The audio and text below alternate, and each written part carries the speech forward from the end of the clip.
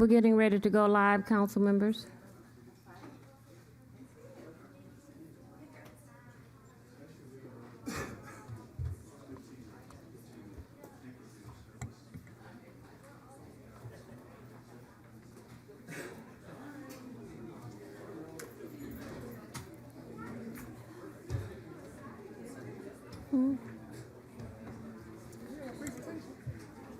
Yeah.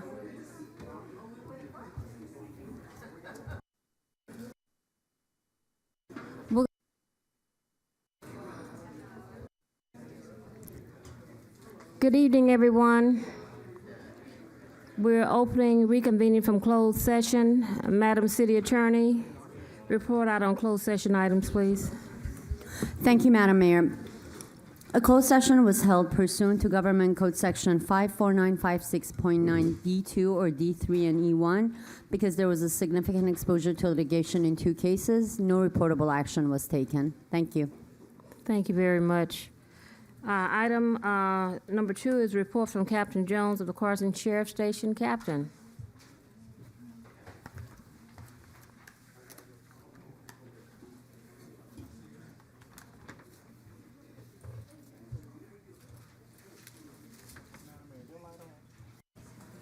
Is my light on?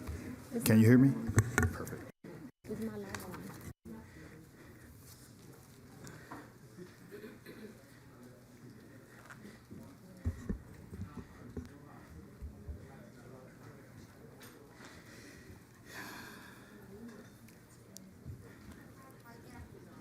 Our captain. I'm great, ma'am. How about yourself? I'm wonderful. Good, good. Good evening, Madam Mayor, Mayor Pro Tem, all the council members, city manager, and to you, the residents of City of Carson. I just have a few updates on the BHAPs and the things going on at the Carson Station since our last meeting. Between March 1st and March 3rd, we will be visiting Catskill and Annalee Elementary for Read Across America events. On March 2nd, it's National Read Across America. So we will be out at those schools handing out books as well as we'll be reading to a lot of the different classrooms at the different schools. So we're looking forward to that. Also on March 2nd, we will be attending the Carson Accountability and Transparency Simon Moley Civic Excellence Award event. It's going to be at Dignity Health Sports Park. So we're happy to support them in their event out there at the sports park. As I mentioned at our last council meeting, on March 1st, we will be hosting our Pizza with the Police event at Chuck E. Cheese. It'll be from 5 to 7 p.m., and it's going to be here at our South Bay Pavilion up the street. We're inviting you all to come out, hang out with us, shoot a couple hoops, play in the balls, eat some pizza. Everyone's going to get some pizza, cake, as well as some drinks to drink. March 1st, 5 to 7 p.m. As I mentioned also, we will be having our Citizens Academy. That's going to begin on March 7th. It's going to run all the way through May 9th. And for those who may not know, it's a 10-week course where we just go over some of our procedures, share some things, and educate our community. We still have openings for those who may be interested. So if you are, just contact our Community Relations Office, and they'll happily help you out and give you some more information.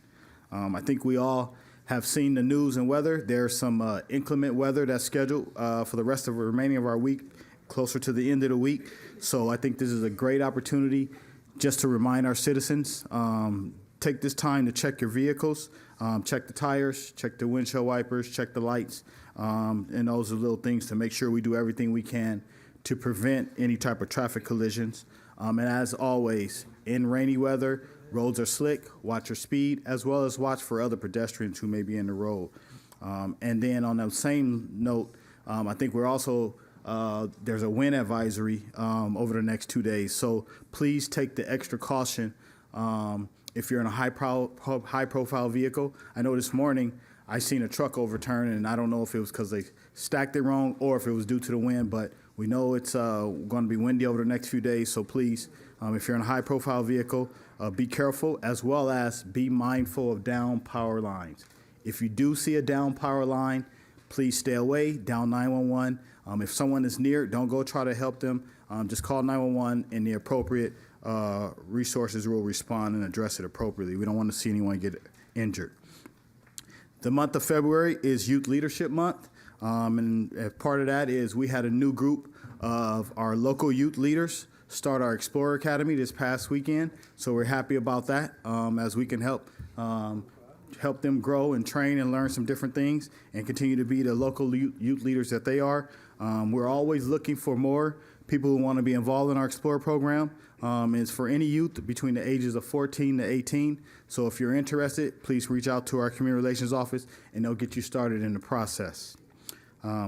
February 15th, it was National Resource Officer Appreciation Day. I want to take this time to thank our local schools, our local administrators, our local parents for the great job they do in partnership with us and the relationship that we have and making sure we keep our schools safe. And I also want to recognize our school resource deputy, thank our city manager and our city council for providing us with a school resource deputy. Our school resource deputy, Deputy O'Connor, does a great job, and I want to thank her for her dedication in ensuring our students stay safe. Today, the station, we added 2 new deputies who were assigned to our station, so we're looking forward to them learning, and they're on training right now and growing and providing quality of service and good police service to the residents here in the city of Carson. Also today, our Carson homeless team partnered up with the county homeless team, and they did some resource and service offering, as well as did some RV and trash cleanup along Wilmington near Gladwick. I think we've all probably seen some of the issues up there on the north end, and so today they addressed that issue, and we'll continue to reach out and provide services to those who are affected in that area.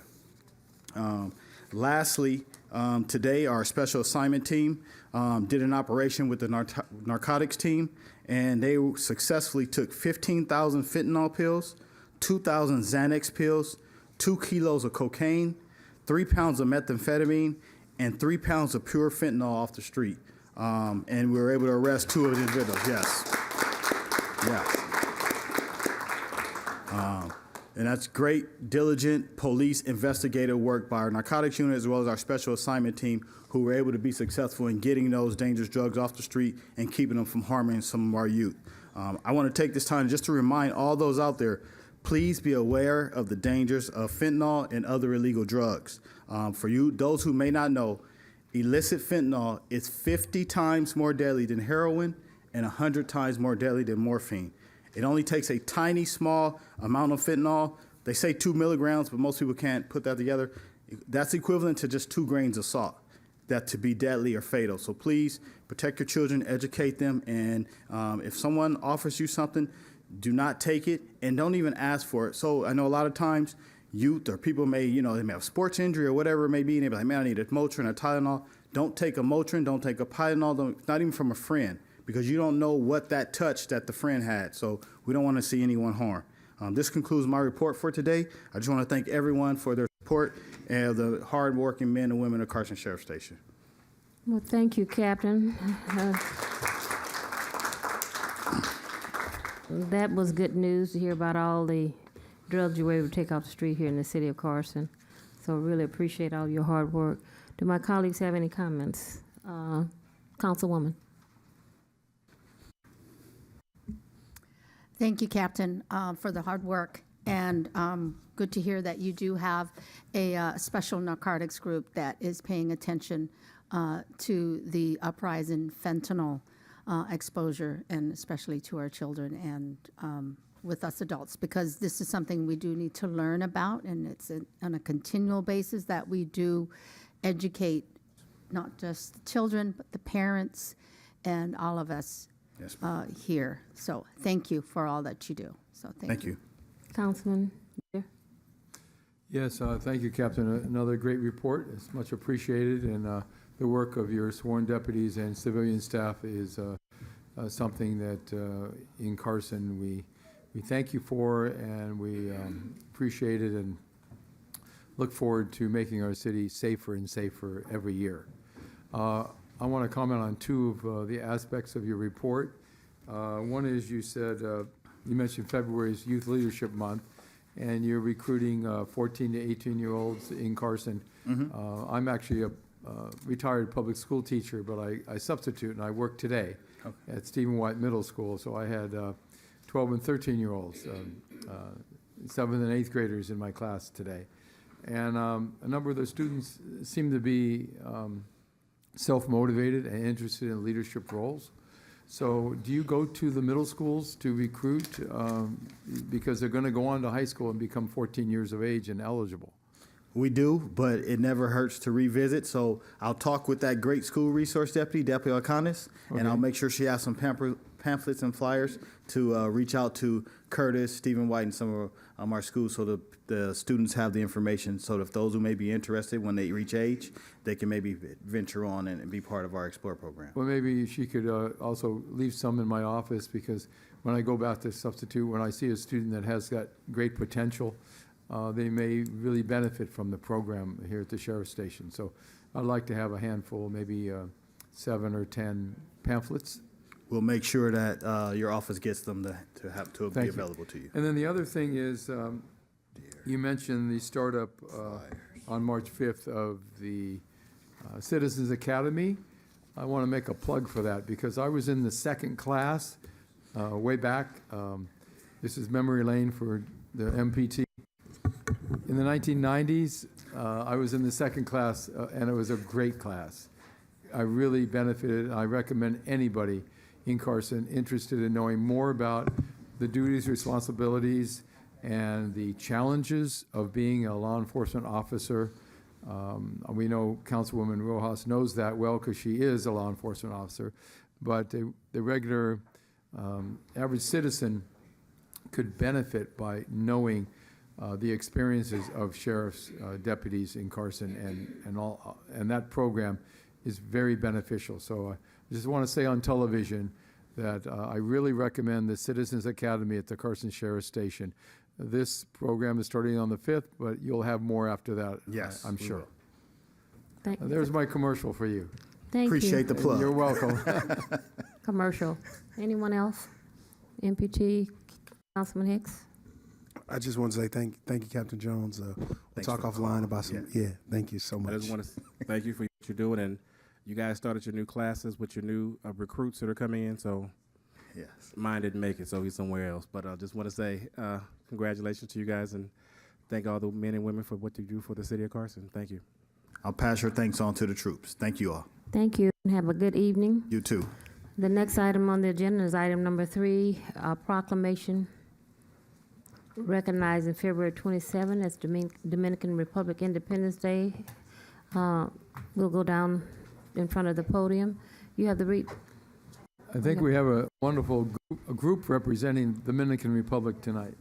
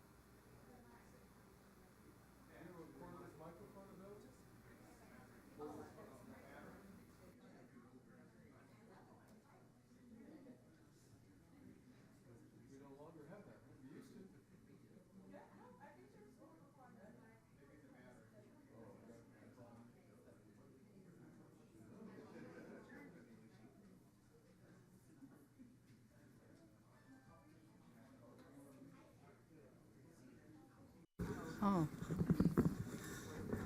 Okay, here we are.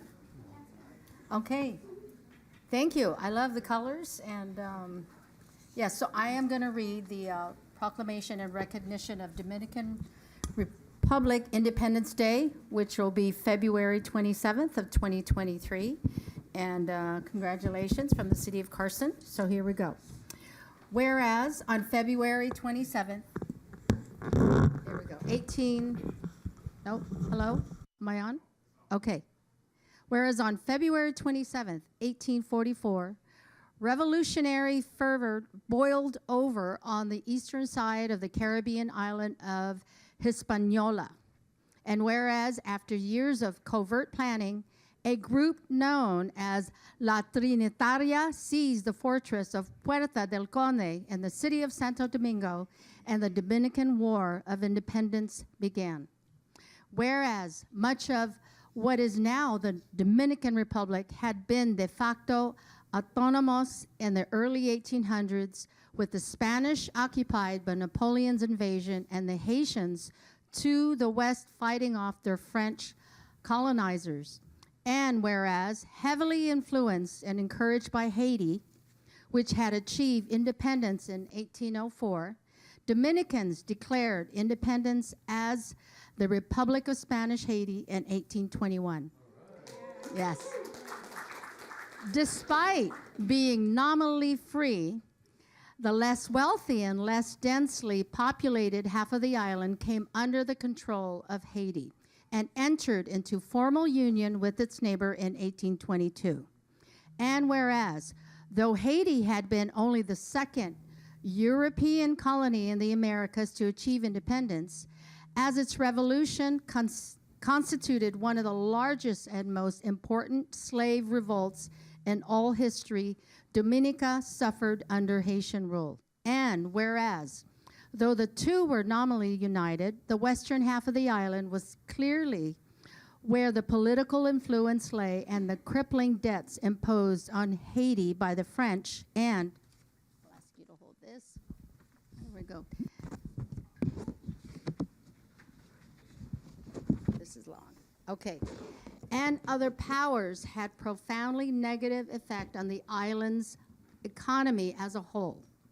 And whereas in 1838, 3 educated and enlightened Dominicans named Juan Pablo Duarte, Ramon Matias Mela, and Francisco del Rosario Sanchez, founded a resistance organization. They named the organization La Trinitaria due to their decision to divide into 3 smaller cells, each of which would operate with almost no knowledge of what the other cells were doing. Whereas on February 27, 1844, La Trinitaria was forced to make a move. Though Duarte was away on mainland seeking support from the recently liberated peoples of Colombia and Venezuela, La Trinitaria received a tip that the Haitian government had been made aware of their activities. And whereas on February 27, 1844, La Trinitaria gathered roughly 100 men and stormed the Puerto del Conde, forcing the Haitian army out of Santo Domingo. Sanchez fired a cannon shot from the fort and raised the red, blue, and white flag of the Dominican Republic, which is still flies over the country today. And whereas over the next decade after 1844, the nations of Haitian and the Dominican Republic were periodically at war, each invading the other in response to previous invasions. The storming of Puerta del Conde, however, represented a turning point in the history of the nation that had long been subjudicated first to the Spanish and then its Haitian neighbors. So now, therefore, the mayor and the city council of Carson, California, do recognize that the Dominican Republic Independence Day on February 27th, 2023. Congratulations.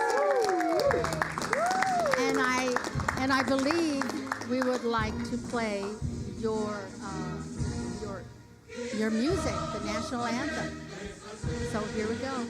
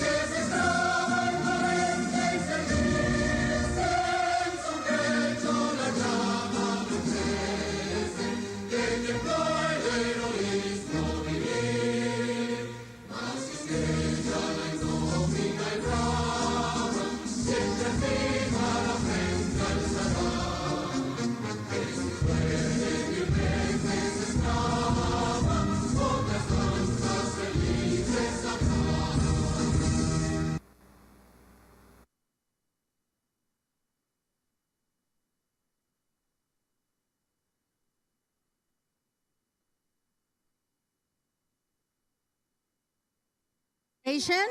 Yes. And so we have Marisol Perez. Yes. Angela Mora. Yes. Luis Brito. Here we are. Mariluz Acosta. Clara Tavares. Jocelyn Mendoza. And she's not here? Okay. And then Dominican Consul Alfonso Rodriguez. Yes. Thank you. Congratulations. Yes. So. And here we go. Yes. Good evening. My name is Marisol Perez, representing proudly the Dominican community in California. I wanted to thank, first of all, the council city members, especially Ms. Arlene Bocatijas and Jim Deere, and also our Dominican Consul Alfredo Rodriguez for the great support in having today this recognition for the Dominican community with the Dominican Day in California. The Dominican community are very honored to receive this recognition. And all I want to say is that thank you. And que viva República Dominicana, Quisqueya la Bella. Yes. So anyone else would like to speak also? Yes. Well, thank you very much for having us here today and having this wonderful thing to have in California. Myself, I came here in 1978 to study in UCLA, and yep. And I think I knew about 3 Dominicans, something like that back then. So for us, we're a small country, we're a small island. Any little award, any recognition for us is a major one. We are really happy that the city of Carson has done this for us. We are a community of hard-working people. That's all we know how to do, work, and very family-oriented. I am here with my whole family, with my kids, with my whole consulate. Everybody came here. We drove about an hour and a half from the valley. I didn't know the 405 at this time. The hour was like hour and a half to get over here. Thank you very much. Thank you very much. And you have a home, everybody in the DR. Just give us a call and be ready to party. I want to say something. So I wanna call all my Dominican friends, everybody that live around Carson, and let them know that you guys have a house here. You have doors open here, so don't be scared. You are in Carson, I know you. And thank you. Hi, good evening. My name is Iris Candelario, and I am part of the Dominican Chamber of Commerce here in California. We are 5 ladies. Clara Tavares is the CEO president. Marisol is the vice president. Maria and I, we came in from San Diego, but we feel like since Miss, thank you so much for being supporting us with all this project that we have in mind. We also bring to you a present, which is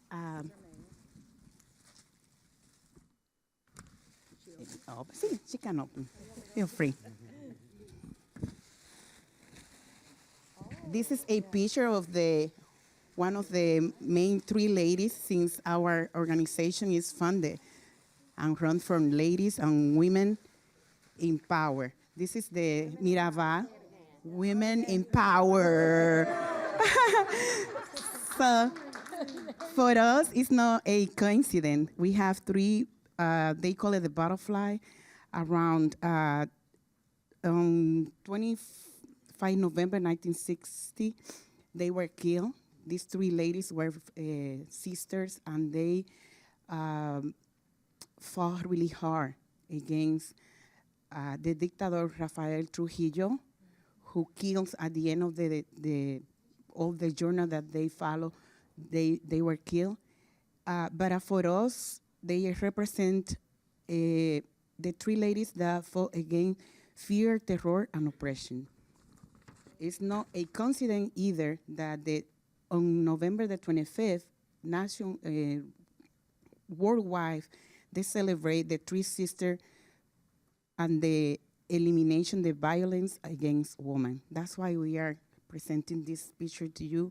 It was done for a really special artist, and we want to leave it in here for you and as a part of our Chamber of Commerce and a part of our representation as a women. Thank you.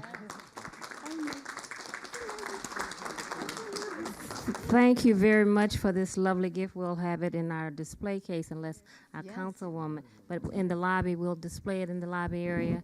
And I'm just honored that you came to the city of Carson to present this Women in Power. We were just talking about this when, Councilwoman?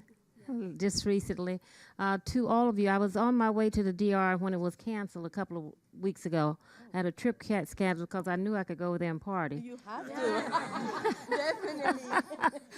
But I will be rearranging that trip, but the promoters kind of did something they should not have done, so I had to stay here in Carson. But we are scheduling another trip real soon.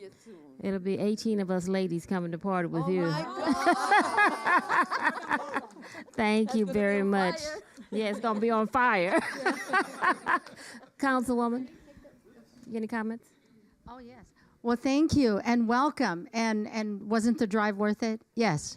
Yes. Welcome to the 405 freeway. Yes. Yes. So thank you for coming and yes, and welcome, as we will be welcomed in Dominican Republic. Yes, I'd love it. Okay, so we'll take the photo and We have an official photographer here, so all of our council aides, the young lady in the black is our official photographer. Follow her lead. She needs to be able to take good photos, okay? She'll be at every council meeting. flags up.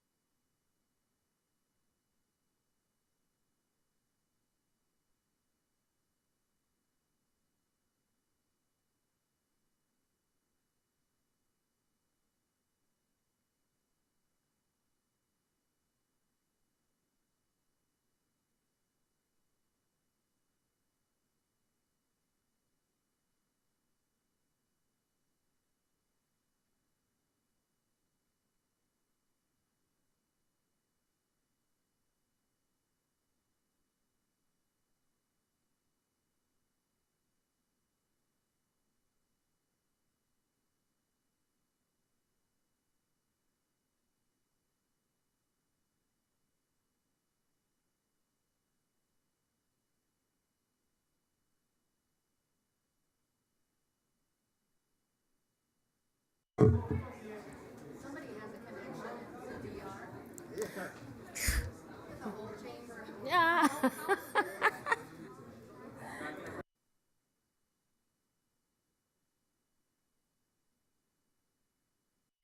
Okay, let's keep it a little quiet in the lobby area. Okay, we're gonna open up our meeting again. For all communications for matters listed on the agenda, Madam City Clerk. Yes, Madam Mayor, we have 7, but they're all for, related to the general plan. Related to the general plan.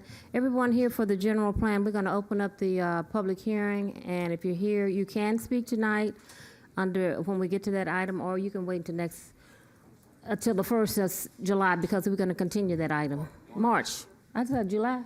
Oh. I just want to see who was listening. March. So if you'd like to speak, you can speak tonight, but we are going to continue that item.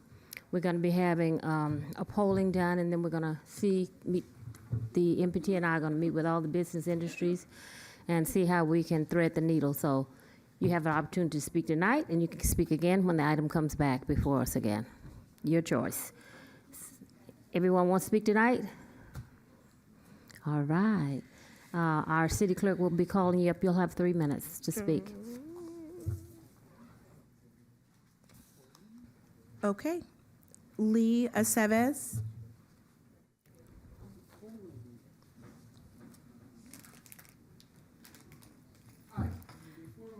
Again, may I have a suggestion for the city council?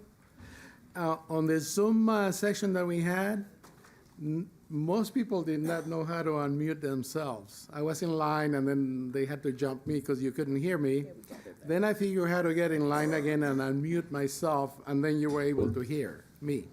Along with about 5 out of 30 people that were waiting, you couldn't hear most of them. They did not know how to unmute themselves. So maybe when their time comes up, then specifically tell them do this and that, 2 steps, and then you're able to hear them. Thank you. We could hear you, but you couldn't hear You couldn't us. hear us? Okay. Madam City Clerk, and to our IT department. Thank you. Thank you. Thank you so much. My name is Leah Seves. I represent a gentleman that owns one of 6 parcels on Anello Street.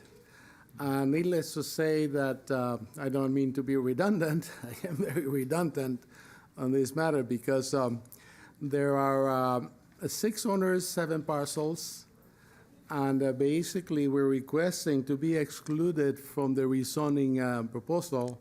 We're probably 1/10 of 1% of the total rezoning that's being suggested. It's just a little out of the area street that's going to be greatly affected if we're rezoned. And that's basically my concern and my request to be left out of the rezoning. Basically, my one client, like I said, there's only 6 clients out of, and 4 signed up a petition out of 6. We're working on 2 more. Basically, my client has been employing people 24 hours a day, 3 shifts forever. And if the zoning changes to residential, business residential, all of that employment is going to be affected because nobody will come in and take over that property one day when people retire and continue with that use. The city may say this is a non-conforming use, you have to stop manufacturing, and you have to be business residential. But nobody in the right mind would come in a situation like that, invest millions of dollars, and then not be able to continue manufacturing or warehousing and distributing. Out of 6 owners, there isn't that much of activity. Nevertheless, if the rezoning takes place, they're greatly affected, and we're in limbo. We're in the middle of Edison's power line, high power lines, the flood control channel, and the freeway, totally isolated from the general area that's Carson and the rezoning areas that you're suggesting. Thank you so much. I thank you for your time, City Council people. Thank you, Mr. Aceves. Thank you. Thank you. Bill Smalley. These are agendized items on the agenda.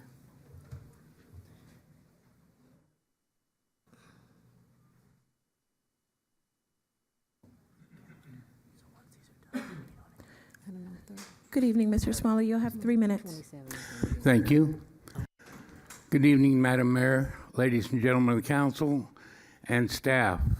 I'm here tonight under the direction of our Homeowner Association president to bring you the following message. It's been a long 4 to 5 years to put this general plan together. And major kudos to the staff, to the city manager's office, to the Planning Commission, and to the City Council, and a big shout out to the City Attorney, Sunny Saltani, for her guidance in making sure that everything was legal as can be. We have to remember that our allegiance from our City Council is expected towards our residents. We do not owe any allegiance to the City of Los Angeles, nor to the City of Long Beach. So whatever general plan is put together for the betterment of our city government, it is for us and not for those other cities who are contesting the amount of warehouses that we have. We already have a large amount of warehouses. We have a lot of truck traffic. We have a lot of road damage. We have polluted air from these trucks. Please, we do not need to add to that. We have enough as it is. Our commercial and our residents work together hand in hand for each other's benefits. Those that are in industry are just guests in our city, and they're here to make money for their purpose. But we also derive a purpose by extracting taxes from them to help finance the needs of this city. So thank you very much for the most excellent general plan that you put together, and our 1,200 residents in Colony Cove have your back. We support you 100%. We thank you again, and thank you, Sonny. Good evening. Thank you, Mr. Smalley.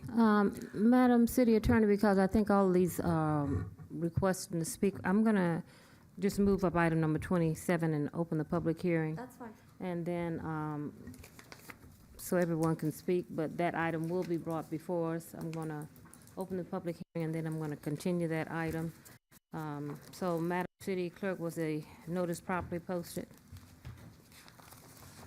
Yes. Let me get my It script. was. Okay. So I'm going to take up, and I'm going to move, the public hearing is open. We're going to close it and continue this item till March 7, but I will take comments right now on the item. Okay, and it was, proof of timely notice was there. We received 7 written communication. The posting and affidavits are on file in the city clerk's office, and the posting requirements were met. Okay. So now we'll continue with the comments.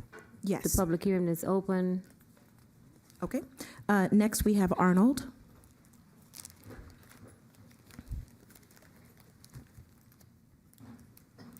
Madam Mayor, Mayor Pro Tem, members of Carson City Council and staff, good evening. My name is Arnold Ng, and I'm speaking on behalf of my client who owns a property on 18925 Anello Avenue in the city of Carson. He's opposing the 2040 General Plan Amendment, which proposes to downzone his property to BRMU, Business, Residential, and Mixed Use, from ML zone at present. The city did previously downzone his property during the last update from MH to ML. The downzoning will essentially ban his use, which is a truck yard which has been legal since he purchased the property in 1977. The characteristics of Anello, which is south of 190th Street and west of Figueroa, directly parallel to the 110 and 405 freeway, are such that a safe, walkable, mixed-use district with residential is neither practical or feasible. DWP has high-power transmission lines along Anello. The freeway noise from the 110 and 405 freeways will be costly to mitigate, and the street is a dead end, providing absolutely no visibility for commercial uses in that particular area. Listen carefully to the BRMU description, abbreviated. Obviously, you have that. But it includes a range of non-nuisance light industrial uses. And similarly, new industrial uses would need to be compatible from noise, odor, air quality perspective.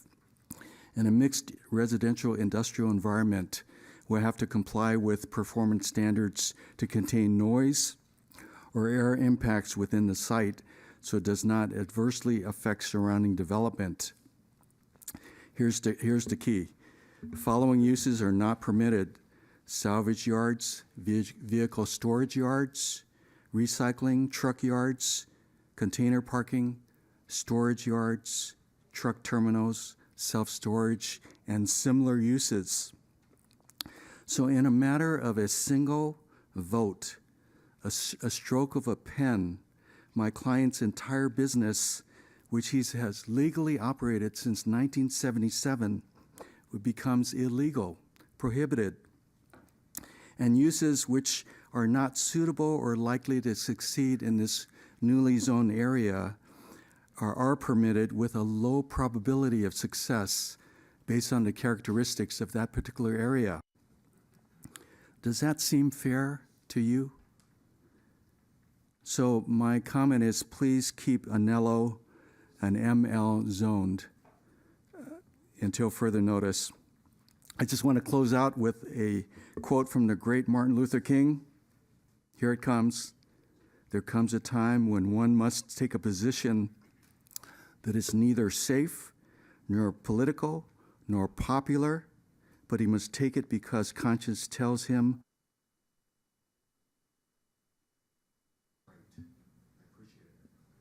Thank you, Arnold. Thank you so much. Next, we have Rosie Dagley or Dagley. I apologize if I'm saying it incorrectly. Thank you, Rosie. Oh, okay. Right the first time. Happy 55th birthday to the seal, and realize that what I'm here speaking about is actually reflected in the city seal. So I too, like the gentleman that was just here, I'm here on behalf of my company, Pegasus Warehousing and Distribution, and we oppose the limitation and the proposed rules to the GPU.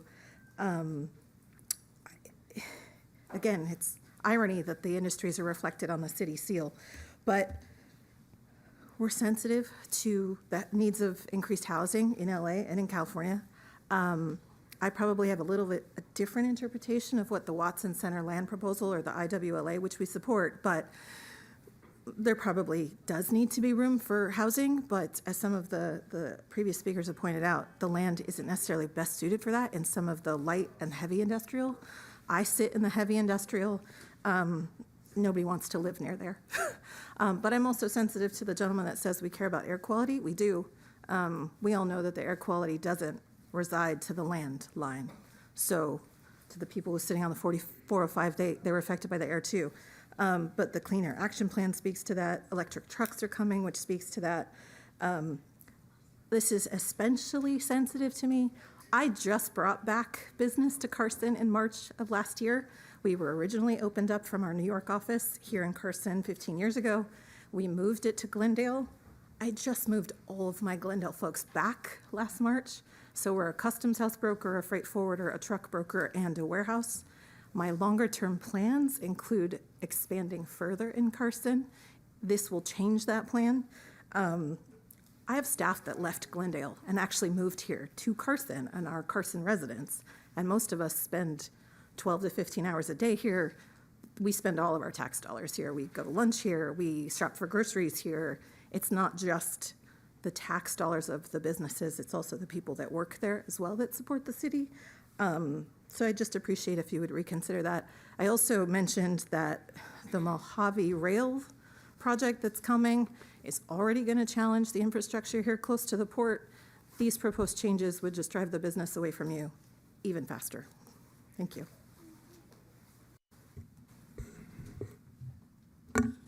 Thank you. Next, we have Sheila Simpson Johnson.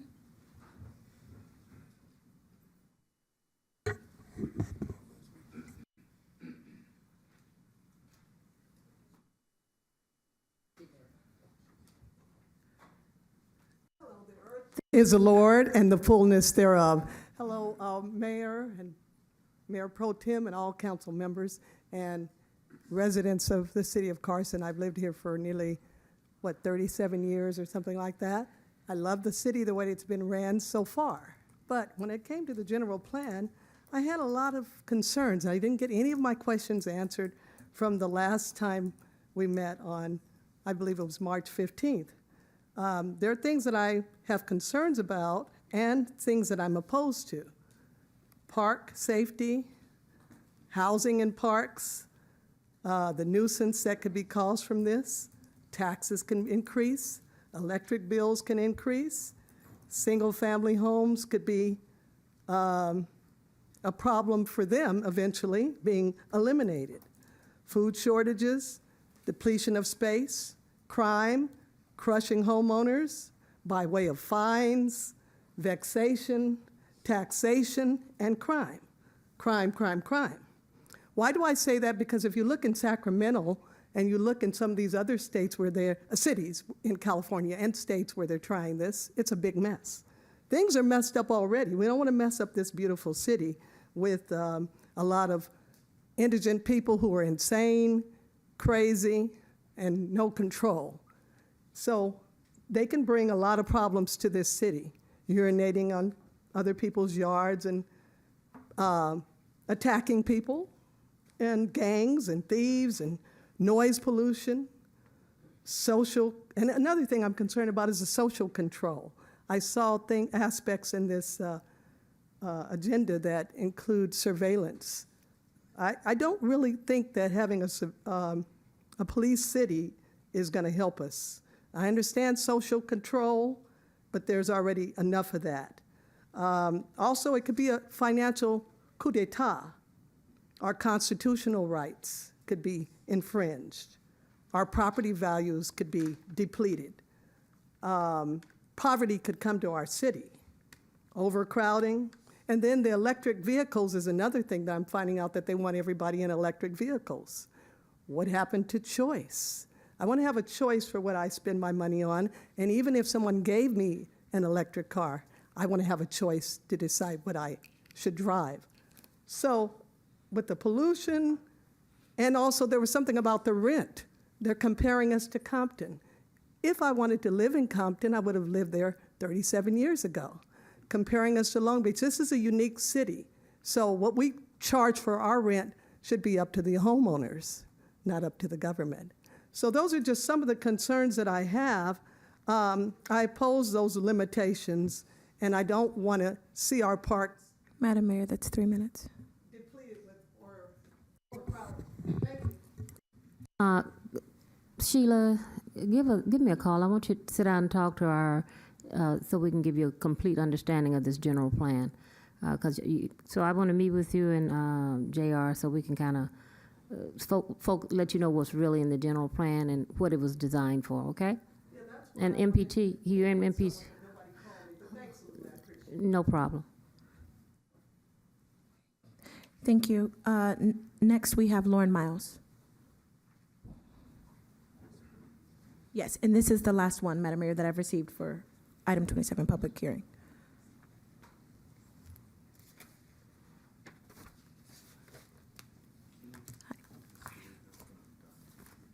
To take one pass around? Or, oh, sure. Okay, you have 3 minutes. Good evening. My name is Lauren Miles, and I'm a third-generation Carson stakeholder. I wish to thank the mayor and the council members for continuing the general plan vote and seeking more input from the community. I suggest that we organize a community of stakeholders, including residents, warehouse owners, manufacturers, retailers, small minority-owned businesses, and truck yards, along with members of Carson's Planning and Development Department, to organize a time and action for workshops to address the numerous issues and concerns expressed. First item on the agenda, what media is used for reaching out deep into the community of these various groups to truly hear their voices. We can do better than using the present tools of outreach, such as postcards and website postings, and try email and texting campaigns. We have the means and technology. Let's use it to our advantage. Too many stakeholders are not being reached. Next to the agenda, a time and action regarding workshops, amending the EAR and the general plan, review of the amended plan, and the submission to the council. Last, an idea that's been floating regarding zone overlay, that we could add additional uses without losing the original zone designation at the property owner's choosing, with no timeline. This will allow the market to correctly dictate use as opposed to an artificial one, something to explore. I'm here to offer my support where and whenever necessary. I now wish to bring to your attention another matter, something that I recently was informed of. Apparently, members of our Carson community who have for decades have been suffering from noise and train traffic along the Alameda Street between Dominguez Street and 405 Freeway were promised the installation of a sound wall to be constructed. Apparently, this was reviewed and agreed upon in November of 2009, and it was never built. I'd like to request that an investigation be commenced to determine why it was not built and to immediately initiate plans to have this sound wall built. Perhaps some discussion should take place if the resident should receive compensation for this lapse once the cause has been determined. These findings should be made public as soon as they are obtained. Thank you for your consideration, and see you all at the high school dance this Saturday. Thank you, Lauren. Madam Mayor, that concludes the public comment cards that I received. Thank you. The public hearing is closed, and as I mentioned earlier, this item is going to be continued until the first meeting in March without any objection. Is it the second meeting in March? Madam Mayor. Is it the first? Sorry, Madam Mayor, the city clerk has to announce a few letters. Yes. And just make sure you're not closing the public hearing. You're It's just- open. Pardon me? Make sure what? That you don't close the public hearing. You're closing public comment and you're Comment. continuing the public hearing. Yes, I I'm just wanna closing be clear comment on and that. continuing here. Okay, Madam City Clerk. Thank you, Madam City Attorney, for the reminder. Madam Mayor, we did receive 7 letters, and I'll just announce where they're from. So the first letter we received from Vencus and Associates. The second one is from Beverly Grossman Palmer at Stromwasser and Wucher LLP. Another one from Douglas Dowds. Another one from Scopoletti's, Garvin, Light, Hansen, and Ferry LLP. Another one from that same organization. One from Managing Director of Asset Management, Banner Oak Capital Partners LP. And the last one is from IWLA, the Resource for Warehouse Logistics. And Madam Mayor, just so our office has reviewed these letters, and most of the concerns raised in these letters have been addressed by the direction that council gave to staff at the workshop last Wednesday, including applying the city's current zoning standards for truck yards, truck terminals, and container yards in the proposed general plan, rather than prohibiting them. There's also the council direction prohibiting residential in flex district with the exception of 2 specified sites, and creating non-conforming use exemptions for uses that would otherwise be rendered non-conforming by the general plan update unless abandoned. We're going to conduct a thorough review of it and have any other issues that need to be addressed, and provide council with options to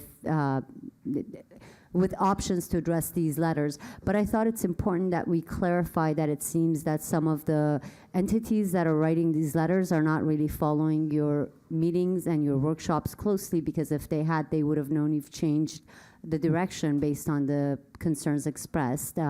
So we will continue analyzing it and working with staff to provide you with options. Thank you. Yes, thank you. I think of all the items is 6 except the flex district, flex zoning.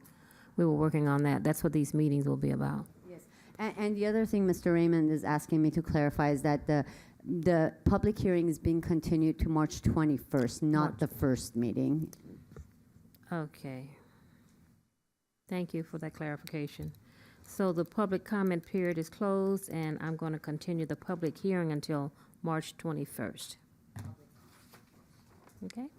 Public comments is closed. And without any objection, we'll continue the public hearing to March 21st. Thank you. I have some little ones here. I know they need to go home and do some homework, and so I'm gonna take the liberty to go out of order so I can respect them. I'm so glad that you guys are here. Anna, Toll, you want to come up for a minute?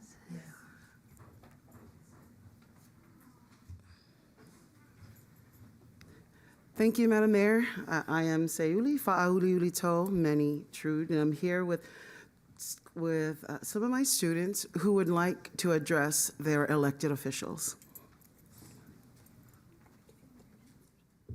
It's okay. Pull the mic down. We can't see them. Just that microphone for those kids. Get in order.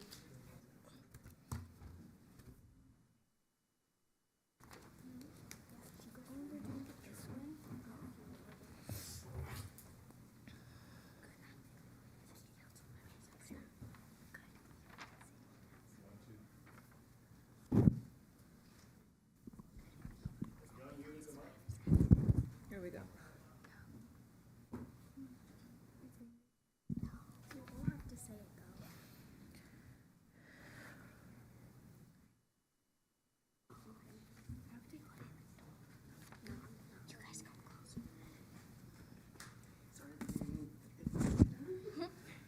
Don't face your back to your audience. Ari, there we go. It's okay. Just do your best. Good evening, City Council members and staff. I am Melanie Rodriguez. I'm Aurora Cruz. I'm Taylor Gonzalez. I'm Jacob Cortez. I'm Ariana Redondo. We are fourth grade students from Miss Minnie's class at Del Amo Elementary School. Our class is organizing our H2O Water Festival to show students and the public how to conserve water. There will be 10 booths for our class and different agencies and nonprofit groups. We are requesting equipment for our H2O Water Festival, such as 10 tables, 10 tents with sandbags, and 30 chairs. Our class would like to invite you to our H2O Water Festival. The H2O Water Festival will be in spring, and we will confirm with you once the date is set. Thank you for your time. Room 2 Water Dolphins.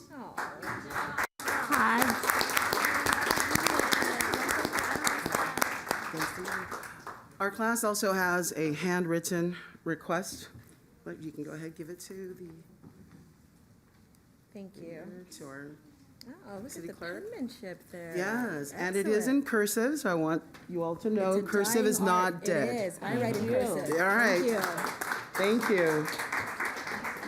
Thank Cursive you. is not dead, David.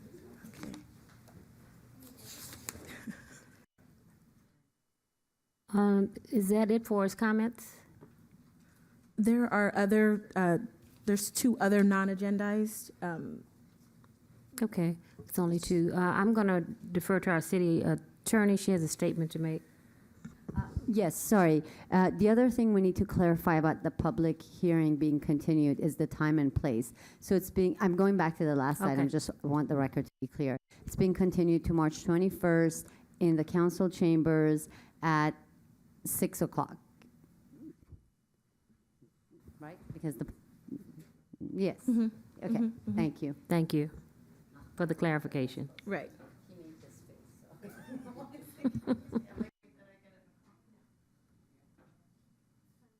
Did you want to talk about the other issue? Oh, the Rancho Dominguez? Yes, well, we've got, I see mobile home park residents here. We just got a really favorable judgment in the Rancho Dominguez case. The court has essentially set aside the resolution approving the park closure. The park owner had sued the city of Carson, claiming that the city was responsible for paying the relocation benefits, had complained that the relocation benefits were not enough. We took a very aggressive stance in litigation, and our position was that the park owners, the entity that wants the park closed. The city has never, ever advocated for the park closure. The city had offered to them to continue as a mobile home park, even though it was a legal non-conforming use. We had even offered for them to come and do a change zone, and we had told them that we would change the zoning for them. The court saw right through their gamesmanship and basically entered a judgment that sets aside the park closure ordinance. So the park is not closing, and if they want to go through a new process, it would be from the beginning, and they would have to redo it. We will bring a formal resolution to set aside the former resolution, but congratulations, City Council, and thank you for allowing us the opportunity to fight this for the residents again. Thank you. Thank you. That's good news. We always say when we fight, we win, because we have what I call a fearless attorney. All we need to do is say, go fight for us, and this is a good victory for us, so thank you very much. Item number 4 is approval of City Council Successor Agency Housing Authority minutes from December 13th, 2022 special meeting, January 3rd, 2023, and January 17th regular meeting. Motion to approve. Second. Cast your votes.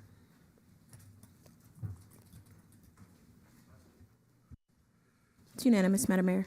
Thank you. Items number 5 through 26 are on the consent calendar. I'm going to continue item number 10 at the request of our city manager. I'll entertain a motion to approve the consent calendar with item number 10 being continued. I'd like to make a motion to approve the balance Second. of our consent calendar. It's been moved and properly second. Would you like to pull any items from the consent calendar? I'd like to pull items 25 and 26 for just a quick and dirty report. So I'm going to move for approval if no one else has anyone. Second. It's been moved and properly second to approve the consent calendar with the exception of item number 10 that will be continued, and item number 25 and 26. Madam Mayor, you said 26 and 27? 25 and 26. I wanted 21. You want 21 with the exception of 21, 25, 26, and 10.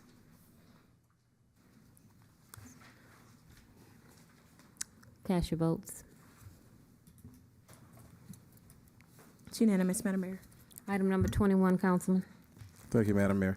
Just wanted to get a report from the staff in regards to the laser leveling at the parks that are being proposed. That's item 21. I think it is 21. What did I say, That's 22? laser leveling. Okay, sure. We'll have our Assistant City Manager, Mr. Robert Lennox, give a brief update as requested, please. Good evening, Madam Mayor, City Council members. Yes, this item is for a contractor to come in and do laser leveling at the ball fields. Actually, quite long overdue. As you've probably visited some of the park sports facilities, you notice that we have a backlog of deferred maintenance, and this just being one of those items. So this item will help and get the fields ready ahead of upcoming sports gaming seasons. Specifically, I wanted to ask a question in regards to gophers, because there's been an issue. We've had town hall meetings at Dominguez Park and at Dolphin Park, and that has been the #1 complaint that I've been hearing from my ball players, that the gopher holes. And will that be a part of this, or do we need to bring something back to address the gopher holes? Because if you're laser leveling and then you turn around and you still have gophers, it's not going to do any good. Yes, it is a good point. Laser leveling, for the most part, covers the infield areas of play. The outfield, I think, is where most of the gopher issues are. However, staff is addressing those with treatment, gopher abatement treatment in the outfields through the entire park. All right. With that, if I move staff's recommendation. It's been moved and properly second. Cast your vote. It's unanimous. Yeah, I have a correction. I wanted to pull items 24 and 25, not 26. So item number 24. Item number 24, just an update for the Carriage Crest Park community. Yes, Madam Mayor, thank you for the opportunity. Very excited about these items, 24 in particular. As council is very aware, this was site of the lease from Sanitation District to expand the park site. This item is actually for the design and bid document preparation, contract award to, in this case, RJM Design Group. One piece of information that we're still waiting on, which is wrapping up, is the Phase 2 environmental, given that the site was provided to us under a lease, and so we have some due diligence to do. That's wrapping up as we speak. As a result, this consultant will use that information to prepare the bid documents and design components so that we have a true cost of the park development. So very excited. This is kind of the next step. So my question is, to the design on both of these parks, we're going to get community involvement, right? So in the case of number 24, so Carriage Crest Park, this one actually went through a pretty robust community outreach did. process. So we do have quite a bit from the public, as well as number 25 on Foysia Park. There was, again, a very, very involved process. If you recall, both sites were part of applications to the state for Prop 68 funds. So a requirement of those applications is to include community engagement. So we have quite a lot of data from the public already on both. Okay, we just want to make sure, because I'm still getting calls about when we're going to make this happen, and it's been long overdue. And weren't we one of the only cities to receive some kind of grant? You want to give us a little information on that? We were. Okay. So when it comes to Foysia Park in particular, that was part of the Land Water Conservation Fund grant, which is a federal grant, passed through the state. We were one of, I believe, two throughout all of Southern California to receive the $4.25 million grant. So wonderful accomplishment by staff to secure that one. I want to say thank you to the staff, because this is something we were looking forward to, getting these grants. Money has always been available, and we do not have to always go into our general fund. So I want to say thank you and to the staff that was responsible. And then also at Carriage Crest Park, we received $10 million from our assemblyman to help us with that park. So these are not general fund monies that we're talking about. These are monies that we have had staff to go after federal grants, and we're going after more grants, because we have a lot of work here in the city to be done, and I just want to say thank you. Absolutely. So without any further comment, I'll approve staff's recommendation on items 24 and 25. Second. It's been moved and properly second. Cast your votes.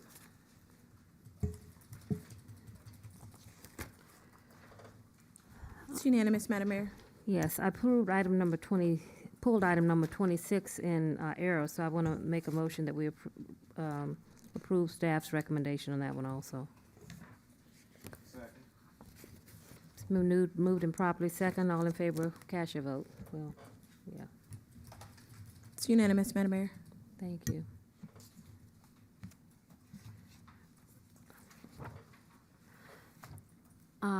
We have two people that want to speak under oral communication, non-agendized items. It's two. Yes, Madam Mayor. We have Let's two. move them up, so if they want to leave before the public hearing to consider the general plan, not the general plan, the budget. That's item number 30. We're going to move that one up. Okay. So public comments, the two that I received for non-agenda items, Bill Smalley and Kimberly Cortado. Thank you. He's on agendized.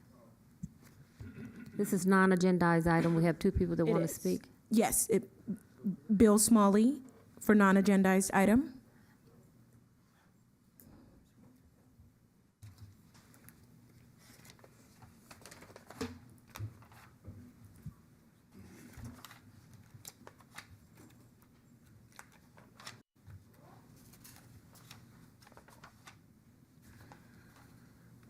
Thank you, Madam Mayor, ladies and gentlemen of the council and staff.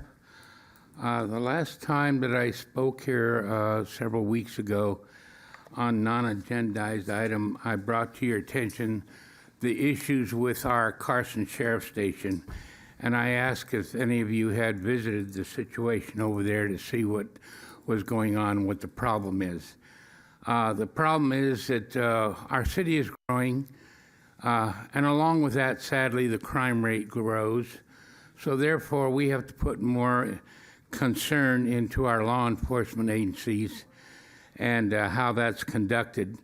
Unfortunately, the county supervisors hijacked some funding 10, 12 years ago that was earmarked to improve and remodel our Carson Sheriff Station with possibly a second story on the building.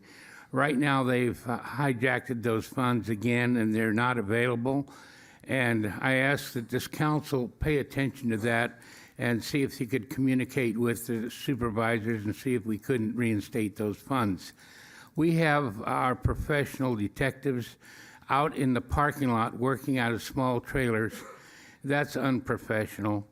They need to be inside and have a decent office space to work with. In order, if we expect them to do a professional job, we need to provide them, or somebody needs to provide them, with adequate equipment and building space. And that's not being done. The second thing I wanted to talk to you about would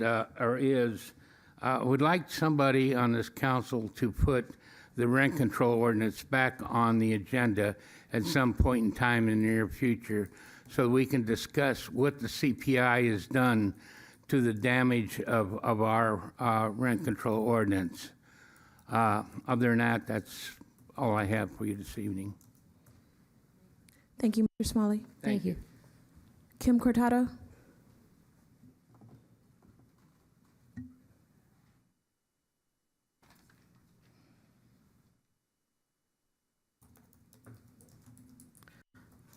Mr. City Manager, while she's coming, let's discuss Mr. Smalley's request regarding the CPI. Good evening, Madam Mayor, Council staff, Kim Cortado, Parks and Recreation Commissioner. Coming to you tonight to say what an excellent event the Black History Month Motown tribute was last Friday. It was standing room only on Friday night. I mean, it was great, and staff did an excellent job as always. Mr. Whitaker, Danny, Amanda, Tony, so many people to name that, you know, did such an excellent job that night, and it was great entertainment. Upcoming is this Saturday is our 55th anniversary gala ball. So excited for that. Well, kind of excited because now I gotta go out and buy a dress. You don't have a dress already? I have a dress, but I'm not a dress person, but I will wear one that night. As well, changing my hat now for the YMCA Senior Nutrition Program. We did go back to in-person meals today. Thank you to Councilman Deere, Councilwoman Rojas for coming out. I understand everybody is busy and not everybody could make it, but you guys did send your field reps in. I want to say thank you to CAC and Isa and everybody else who came in and helped me serve today, serve lunch to the seniors. And we are there Monday through Friday. Lunch is served at 11:30. Check-in is at 10:30, and that is at the Carson Community Center or Carson Event Center in room 122. Please call me and make reservations. My number is 310-835-0212, extension 1487. Once again, Monday through Friday, senior nutrition lunch, hot meal for seniors. My number is 310-835-0212. Extension 1487, and I am looking forward to seeing everybody and excited for the gala ball. Have a great night. Thank you, Kim. Thank you. Madam Mayor, that concludes the public comments cards that I received. We did receive one email for a non-agendized item that has been forwarded to Ginger and Val as well. Thank you. And without objection, I'm going to go to item number 30 while we have an audience here. Fiscal year 2022-23 mid-year financial report. And consider adoption of resolution number 23035 to amend the fiscal year budget 2022-23 budget. Mr. City Manager. Thank you, Madam Mayor. So this item for this particular time frame is for the mid-year. We're going to have staff, our Deputy City Manager, Mr. Tariq Rahmani, as well as our Senior Budget Analyst, Mr. Ralston Turner, is going to be providing a brief update and summarization of our mid-year report and where we stand as a city. I am with overexcitement, Madam Mayor, to present and have this presentation for you as a council. I think the residents of the city is going to see how diligent, how fiscally sound you all have been in your decision making, and this report is really just going to be an outline of that. This is, and I want everyone that's here tonight, also those that are watching, this is history in the making in the city of Carson that you're going to witness, and this is really just speaks to the sound leadership of our mayor and council, as well as the excellent fiscal responsibility of our staff and how they've been able to incorporate your asks, the needs of the city, as well as the financial prowess that they've gone through to ensure that this city is running fiscally healthy. And so with that being said, I'll allow our Senior Budget Analyst, Mr. Ralston, to go ahead and provide the brief presentation, Madam Mayor. Thank you, Mr. Senior Manager. Good evening, Madam Mayor, council members. My goal this evening is to present the mid-year report of our operational budget.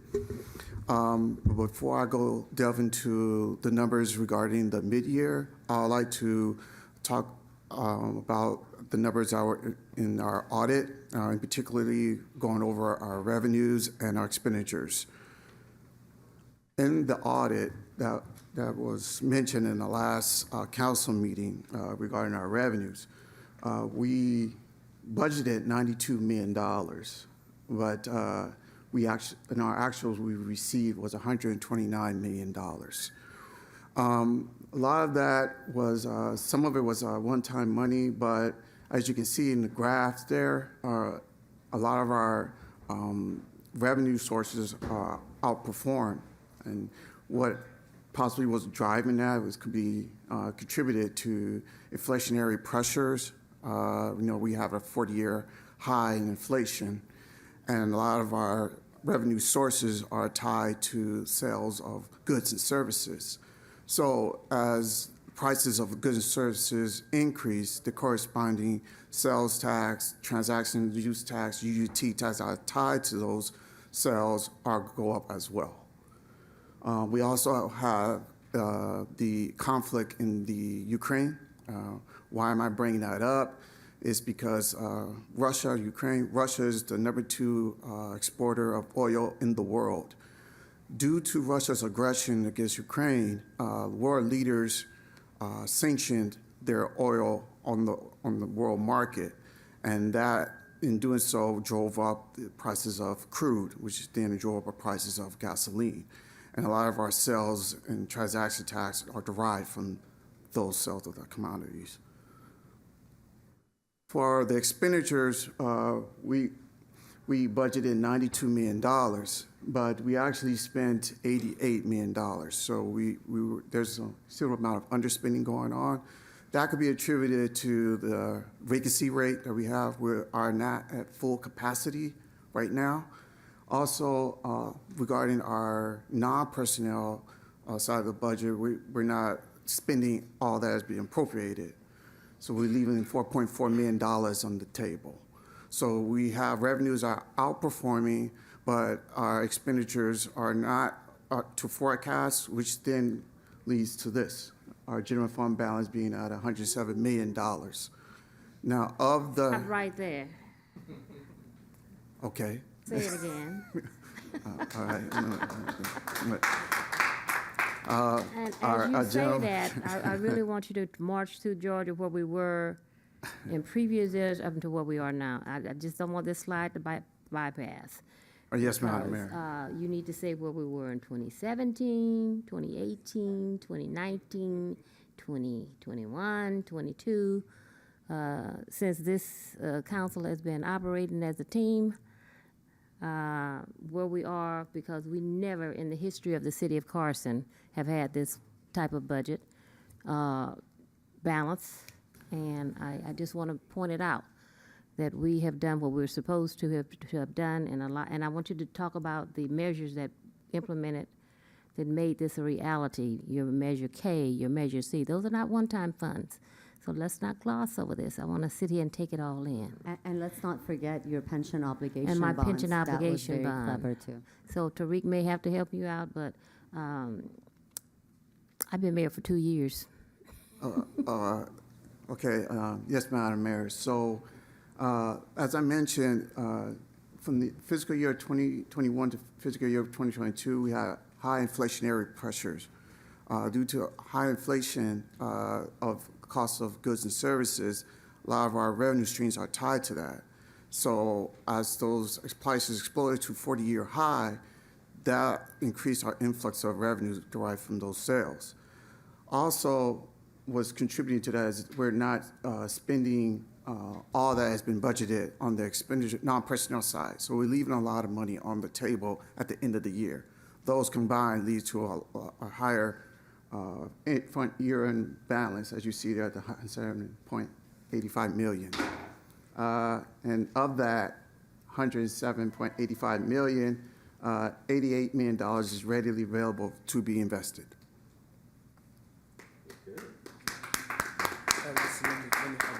Sure. That's exactly how our senior analyst, Ralston, explained. I'll go back to Madam Mayor's question. One of the measures we undertook in the last 2 years, the number one was the Measure K. That's the transaction and use tax, which Carson voters passed in November 2020. I apologize. And our initial forecast for the Measure K was about $14 million. Our analysis show now that we are about to exceed that forecast by $4 million. So our ending projection for this year is about $18.7 million. So that also shows that we are performing at a higher level than we were originally forecasted. And then Measure R that we worked on the last election in November 2022, and that's for the utility users tax. And that's about $9 million. The measure, the tax was set to sunset in June 2023. So we asked the voters to consider continuing this task, and they voted about 76% yes. And that tax brings about $8 to $9 million annually. Annually. Annually, correct. It's not one-time money, that's annually. And the measure that fell, the oil tax, that revenue is going to be coming in annually. That is correct, Madam Mayor. And so it's not one-time monies. We will not be at 20 million again, that I don't foresee, because we have tapped into some resources that had never been tapped in before. And Measure K, I'd like you to go with that, because Measure K, had we not passed that, if I'm not correct, the county would have taken it. And some of my colleagues voted no on it, but that money would have been taxed to our residents anyway. So we put it on the ballot. Thank you to my colleagues. We put it on the ballot, got it passed. That's money that we are getting in our general fund. I think you said it's about 19 million annually. That is correct. That is correct. Okay. And everybody, the three of us, Councilwoman, you were not on the city council at that time, but I just want to say thank you to my colleagues, MPT, Councilman Hicks, and our former mayor for making this. We did what we had to do. We were going to either get it or we were going to lose it. So thank you very much. That was Measure K. Madam Mayor, I think it deserves clarity because someone may not know what the mayor's talking about, where the county will get the taxes. So we're pretty much in a pickle. If we didn't go up with the increase in the sales tax, the county could have superseded us and took the sales tax from us, and then kind of like our property tax now, we're a low property tax city. The county gets more of our property tax than, so can you kind of explain that just for clarification for somebody who may want to watch, like, we could have sat back and allowed the county to take it and it wouldn't benefit us any. I just wanted you to kind of get Yes, clarity. yes, MPT, I think you're 100% correct. I think the city's sales tax, the Bradley Burn rate is at 9.8%. That's before we went to the transaction use tax. And there was a high risk for the city of Carson to not have the ability to exercise its full authority in terms of adding the 0.75%, which is the transaction use tax. We were hearing the news and reading the news, not only the LA County, some other agencies also were considering proposing that tax. And if they did, Carson would not be able to collect that tax on behalf of its resident. That transaction use tax that would have been applied to the Carson resident would have gone to the LA County, would have gone probably to the school districts. Any agency that operates within Carson had that opportunity to do it. So council approved the resolution unanimously in 2020, and we went to the council voters. And I think most of our measures always pass north of 60 to 70%. And that tells that the Carson resident supports these measures that the city council put on the ballot. On one thing, if I may, just to clarify this chart that Ralston has put in front of you, the 88 million surplus, that's as of the end of June 2022. So now the story is different. As of the end of 2022, we had $88 million surplus. Many things has moved forward. I think, as I mentioned, the transaction use tax is now outperforming the forecast by $4 million, the sales tax as well, but we also received one-time money in December for the oil tax audit, and that's at $59 million.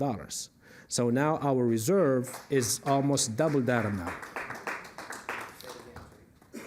Yeah, I think I can say that all the time, and I think... If I can, Madam Mayor, I'd like Tariq just to kind of clarify, because I don't know if everyone caught that. So if you could just re-explain that last part, Mr. Rahmani, please. Yes, I'll be happy to explain that, Mr. City Manager. We underwent I will say, very Herculean task of looking at our oil tax audit since 2019. And our team did a great job, from the city attorney's office to the city manager's office to the finance team. And it wasn't easy to get to the refineries to look at our data and look at the applicability of the sales of the Measure C that the Carson resident voted on in 2018. And after 3 years of back and forth and data analysis, we were able to receive back pay of underpayment of the taxes from one of our major refineries in the city. The first payment we received was in June 2022, and that was at $10 million for one refinery. And the second payment we received in December, that's $59 million. That's for the other refinery that operates in Carson. To be noted, the audit that I'm speaking about is as of end of 2021. We haven't yet completed the 2022 audit for the oil tax, and that's what my colleague Ralston is mentioning. And we all noticed in 2022, the prices of oil went up, and we believe that we are expecting some corrections to the payment that these oil refineries have submitted. The team is expecting before the end of the fiscal year, which is before the end of June, we will be able to collect that money. May I also, thank you, Tariq, for that explanation. And also, Madam Mayor and Council, it was reported for this year, in 2022, profits for the oil industry was $135.5 billion, and that was in profit, billion. So what Mr. Rahmani is speaking of is the 2022 one-time fund for the oil tax that the residents voted on that we'll be awaiting would be reflected for the fiscal year of 2022. And so that has not come in yet. That is not, and that is not reflected in this display. None of the oil tax money is correct. None of the oil tax money that's being spoken of now is reflected in our general fund balance. And so that is correct. What you see there, and that's why we were saying that $108 million, it is a historical reserve that the city has ever had, but it doesn't account for these one-time monies that Mr. Rahmani is speaking in reference to when it comes to the oil tax. And so we just wanted to make that clarification, Madam Mayor. Thank you for making that clarification. And I just want to I just want to say thank you to the former Mayor Al Robles and myself. This would not have happened. We came together with how we could bring some additional revenue to this city. And our city attorney identified revenue sources that had not been tapped into and made it happen because our infrastructure was falling apart. When I was insulted when I was contacted to negotiate a deal of $3 million. I said, I'll see you in court. And from that, the city council voted. One person wanted to negotiate, and instead of $3 million, we came up with $59 million. And I always say, if you fight, you win. We needed to take care of our infrastructure. Our streets had not been maintained. Our sidewalks were falling apart. Our trees needed trimming. Our parks were falling apart. We now have money to invest in the infrastructure of this city.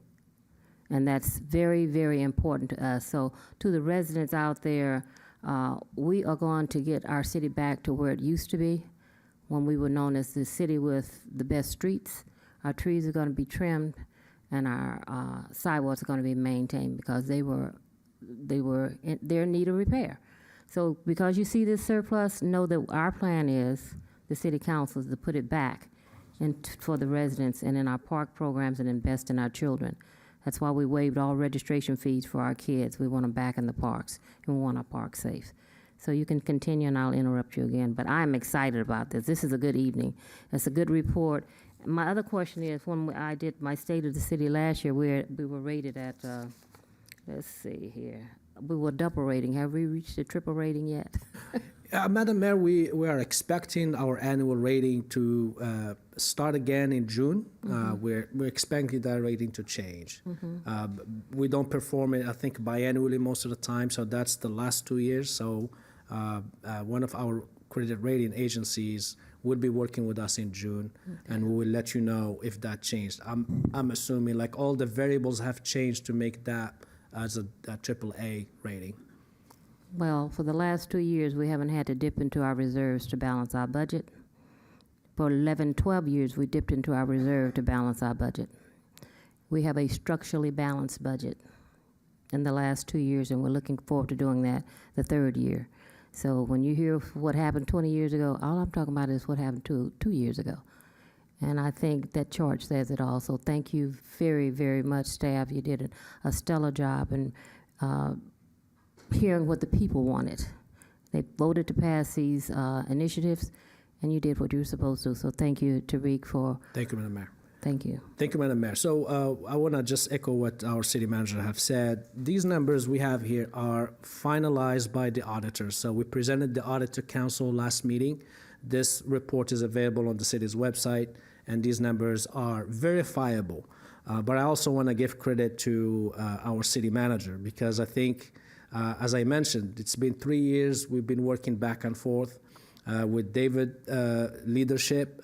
We made significant changes. I think we were able to make final recommendation to the oil companies.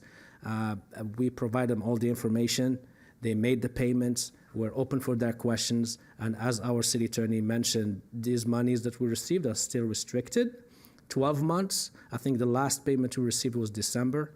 The first payment we received was in June, and we haven't received any questions. The team is still open to any questions from the refineries, and we provide them all the info. But after 12 months, this money will be available for council to use.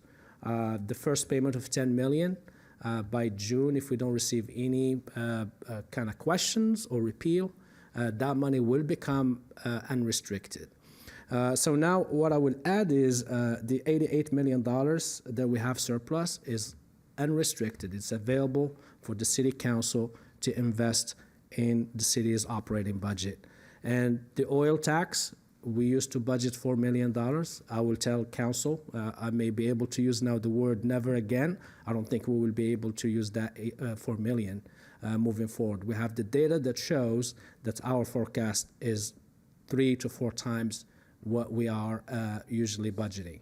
And then I'll leave the floor to our senior budget analyst. Before Mr. Ahmani does that, I'm chuckling as he's talking because you know how I'm always very aggressive and I take the most.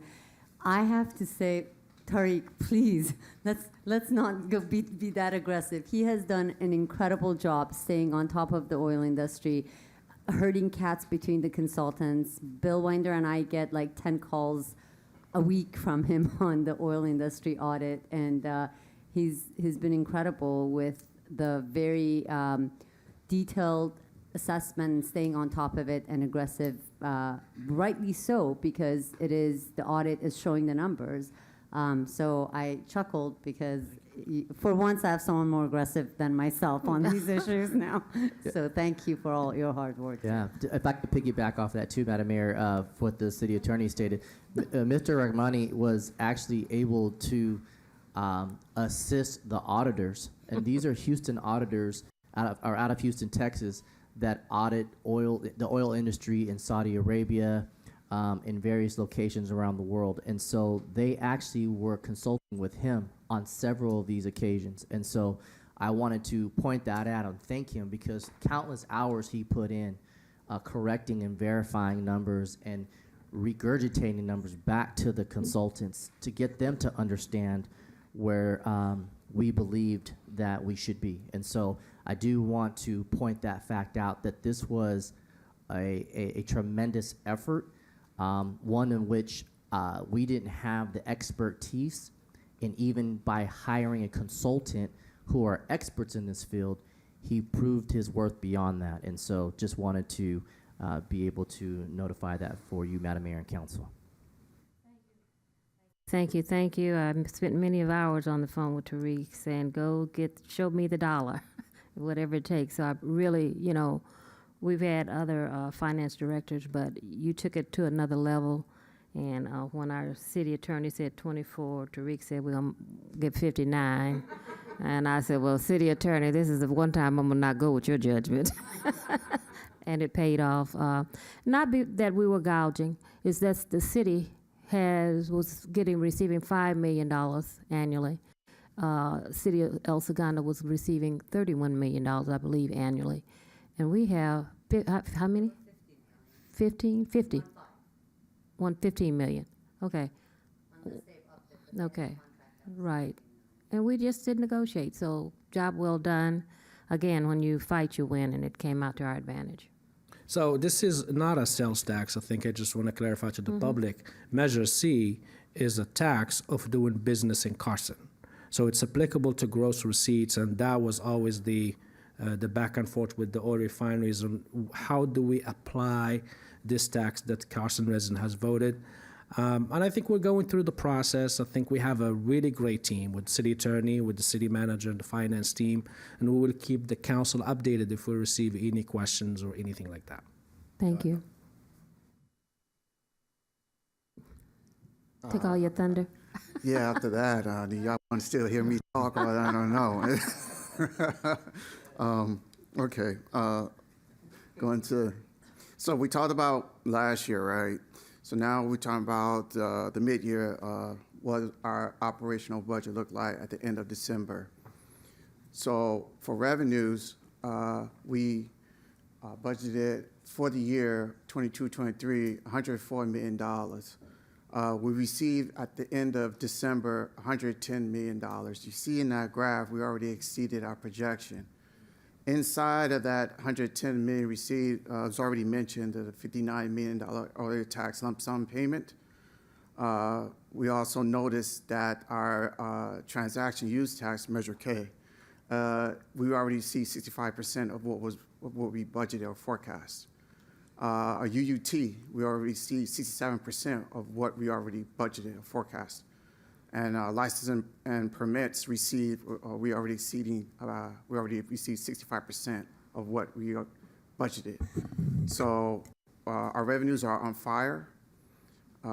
Expenditures, that's another story. As you can see, an adopted budget, when we adopted at $103 million. You see right there with the revised budget, we have to revise the budget up to $116 million. And the reason behind that revision up is because the city of Carson made an agreement with our bargaining partners, AFSCME 809 and 1017, AME, SEIU, on COLAs and increased medical allowance. So we have to true up the budget to compensate the increased and personnel cost pressures. You see right there, at the end of December, only 39% of the budget has been spent down.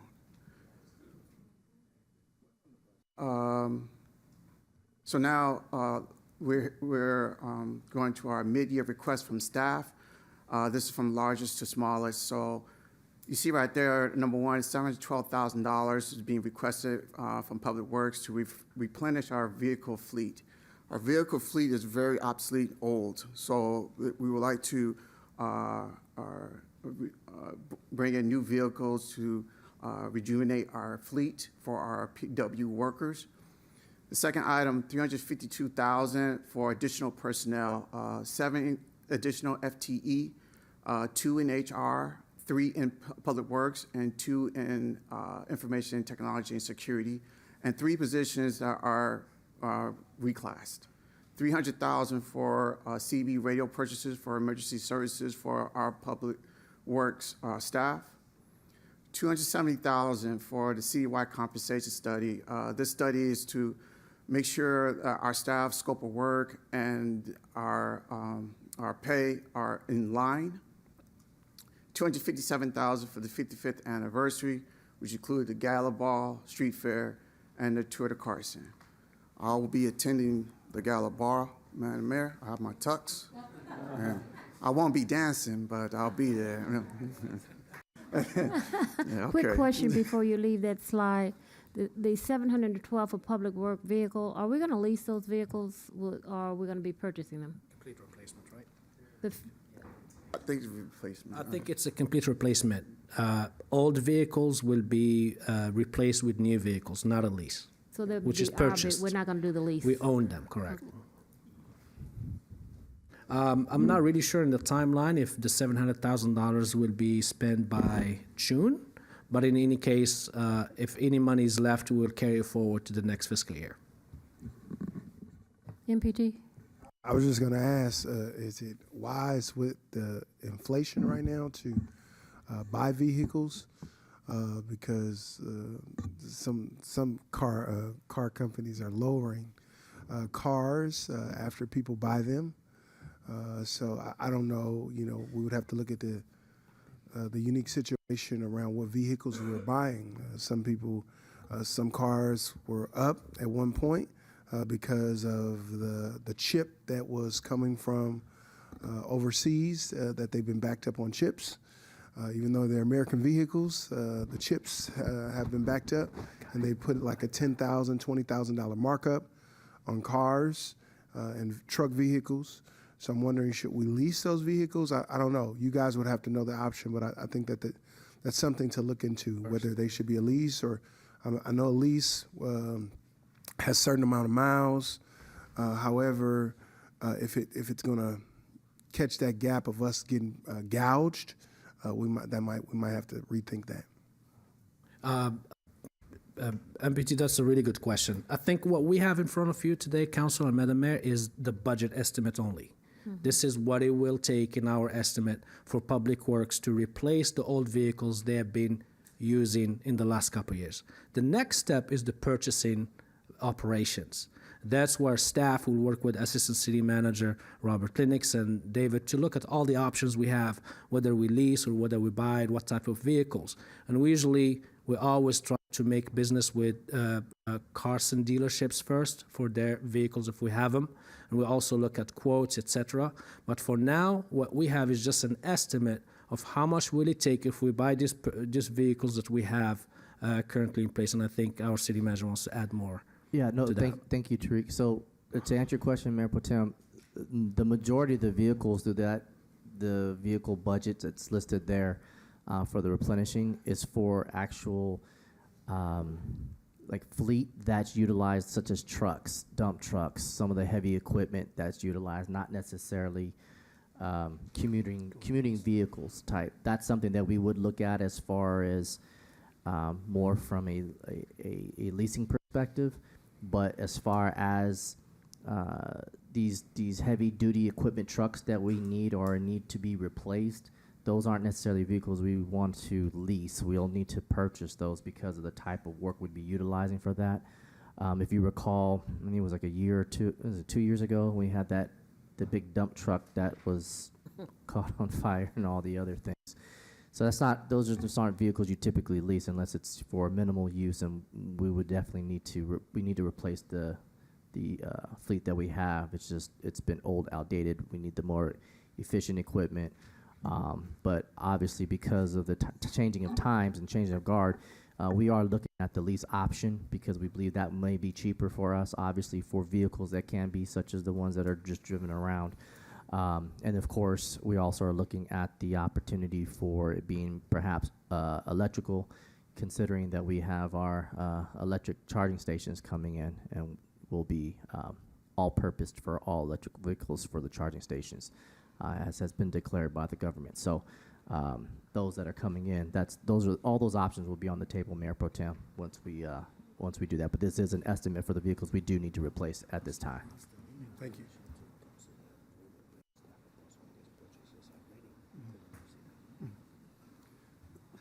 Madam Mayor, Yes. Council, I'd like to also add, prior to us actually going out and procuring these vehicles, we will be developing staff reports to bring before council for your review.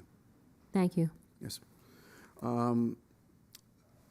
After the 55th anniversary, okay, so we have $100,000 for the street light maintenance for our city of Carson, $30,000 for additional 55th anniversary events, which includes the 5K walk and the golf tournament. And lastly, the $24,000 for unique day continuity of operation plans. Basically, if the city hall endure a catastrophic disastrous event, there are continuing operation plans in place to keep the operation going. And that concludes my report to you, Madam Mayor, and Council. Thank you. Are there any questions from my colleagues? Councilman Deere. Madam Mayor. Councilman Deere. So, not really questions, but just some accolades. I really appreciate this finance team that David Roberts has put together to essentially,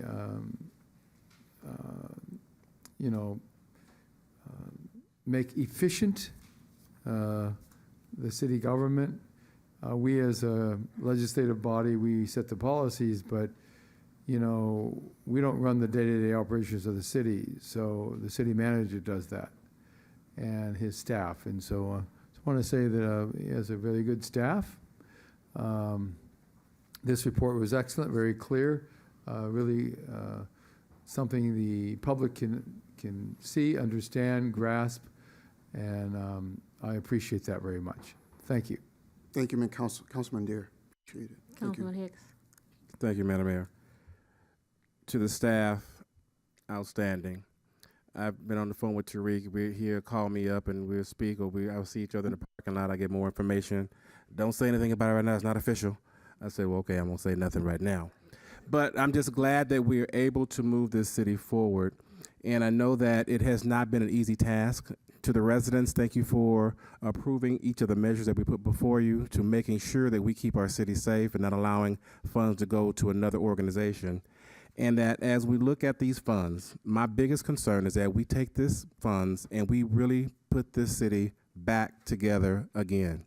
I know the residents have been patiently waiting.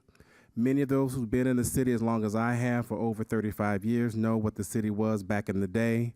We want to bring that back, and that, Madam Mayor, kudos to you under your tutelage and your abilities to go out there and crack the whip. Well, you know what, you've always been a person to find money, so it's nothing new to me. But to making sure that this council as a group put together and we go out there and do what we do, I'm just glad that we are not in the red, because we have gone into our reserves year after year after year to run this city. And now at this point in time, that we can truly say we have a balanced budget, we have a surplus, which is more than any other South Bay city has ever had. I actually always, when I go to different meetings, I always boast about it. I say, well, how much money you guys have in your reserve? And then they said, well, we don't have that much. I said, oh, I'm sorry. We have about maybe a little bit, about 100 million. They said, you know. I said, yes, we do. You want to rub it in? I just want to rub it in. Just want to rub it in a little bit. Because we've always been the city that seemed not to always been right. We like at the edge of getting to that next level, but then we get pulled back again. But now we are there. We have the funds to do it. We can make this city happen. And I always talk about this city has a university. Every city cannot boast that they have a university in it. So we have what we have, and that we should be proud of what we have. And most times people never always talk about, you know, I don't want to talk about myself. I don't want to be boastful. You need to always toot your own horn and be happy about what you have in your community and be proud of your community. So Carson, be proud of your city. Let's work together. This council, I know we're going to work forward to making this a outstanding community. Hey, the sky's the limit. And I just want to say to the staff again, outstanding job, city manager. Thank you for your staff and everything that you do, because we could not have done this without all of us working together as a team. Thank you for that. Thank you, Councilman Hicks. Appreciate it. MPT. I just want to give this team kudos. We've watched the tide turn. We watch the morale change in the city, and I'm incredibly grateful for this team. One of the line items was to make sure that our workers had quality wages, and they had worked hard a couple of years without a COLA and things like that, but we weren't in the position. And the moment that we were in position to be able to take care of the people who take care of the residents every single day, I think it boosted morale. It made people excited to come to work, even though they were coming to work. It's a new sense of excitement in City Hall, and I'm appreciative and incredibly grateful to serve on this council at this time. I wasn't here, Mr. Miles, in 2009, but it's our hope to be able to right those wrongs and make sure that infrastructure is taken care of because we have the resources to do it, and an incredible staff to just get on and make it happen. So streets will be paved, walls will be put together, grounds will be leveled, trees will be trimmed, all of the stuff that you care about, the local stuff that you care about every single day. One of the things about local government is we move the people. You can't get on the phone and access the governor right now, but you can call all of us. You can't call the president, but you can call all of us. And it is with your help and your support with these measures, going back and forth to meetings, meeting and garnering businesses to come alongside of us to help us because they believe that the city and it's time to move forward. So to this city manager, incredibly grateful for you and the team that you've built. Every leader who leads in any capacity is only as great as his team. So we appreciate you greatly for picking out a team that helps move the city forward. Thank you. Councilwoman. QUPT. Thank you. Yes, I came at the right time, didn't I? Yes, you did. You didn't have to lay off anyone. That's the best part, yes. So thank you. And again, thank you for the city managers and my colleagues for getting everything ready for me now that I'm here. I want to say that I hope I had something to do with the morale and yeah, so that's great. So thank you for setting everything straight, and looking forward to working with everybody and continuing in this atmosphere. So congratulations to you, congratulations to us in the city of Carson. Thank you. Thank you, Councilwoman Rojas. Madam Mayor, if I could just say also something that Mayor Pro Tem said, and I just wanted to piggyback on, is the fact that you, Mayor, and Council said that you valued your employees. So much so that we had other cities, their unions, their employees calling us, envying your staff, your employees, because of the heartfelt and generous opportunity you gave them with the ARPA fund, number one, to each employee. not to mention going through COLAs, the MOUs, seeing these checks going out, retro checks for all the staff before Christmas time. Staff was excited. They were just beside themselves and so thankful for your decision making. And I'm sure the concern was, we want to take care of them, but that's a lot of money going out. But there is an old proverb that says that when the righteous are in authority, the people rejoice. And so I have to say that people have been rejoicing because of the decisions that you all have made. And so I'm truly thankful that you give me the opportunity to present these recommendations. In the midst of all of that, you not only have a structurally balanced budget, but you also have a history-making reserve, despite still giving what you did to the staff. And so for that, I say thank you. Thank you very much. Well, I'm going to close by saying this. We have a very strong general fund. Our pension obligation, which was funded, our staff was $47 million. And when I ran to support Measure K, and it passed by over 70%, because I understood what it meant to this city to bring in a revenue, because if we did not pass that measure, it could have gone somewhere else. So I supported the measure, and it passed. MPT and I supported the recent UUT tax. We supported that. We worked with the business community to get it passed. It passed by 78%, because we listen to our residents, and we want to make sure that what your needs are, that you get them. And that's what we're about. The residents here in the city of Carson, you're my boss. I listen to you. When I ran, that's what I said. Our budget today reflects a comprehensive economic development strategic plan that will deliver innovative economic and a quality of life for urban beautification. Our capital improvement projects will be met. We will be moving forward on those. Our infrastructure, technology, and building innovative and renovating all of our parks and our facilities. That's what we're going to be doing under this council. This is the first time ever we've had a collaboration with Cal State University Dominguez Hills. We did a town and gown ceremony with them, the first time that has been done in the city of Carson. And we graduated from our small business academy recently, 13 small businesses that the Cal State University took these businesses in and gave them information on how to succeed in the business and how to survive COVID. I think today the second classes has about 30 students in it, and it's growing word of mouth, because we want to invest in our small businesses here in the city of Carson. So I'm excited.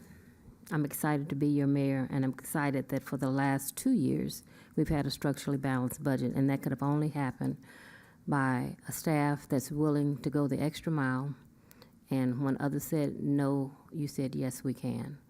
We would not be insulted. We would not be bullied into taking a $3 million payout. It's not going to happen. So I just want to say thank you to my colleagues for willing to fight. MPT said, let's go fight. The residents voted for it, and we're going to get it. And that's what we did. So thank you, staff. Thank you, Mr. City Manager, and to everyone that had a hand in making this history in the city of Carson. Thank you.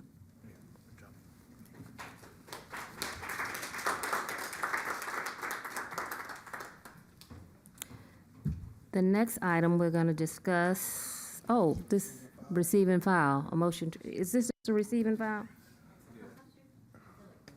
You feel like going home? Is it time?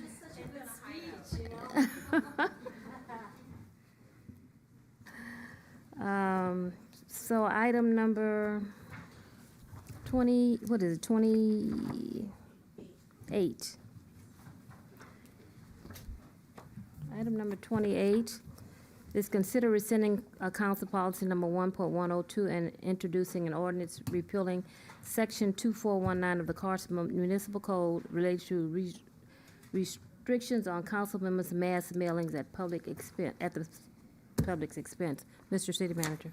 Thank you, Madam Mayor. This item was reintroduced from February 7th, 2023, and it's a city council meeting on the agenda at the request of our mayor, Mayor Davis Holmes, separate and apart from the item regarding district council member events and town halls. And this is for your discussion tonight, Madam Mayor. Yes,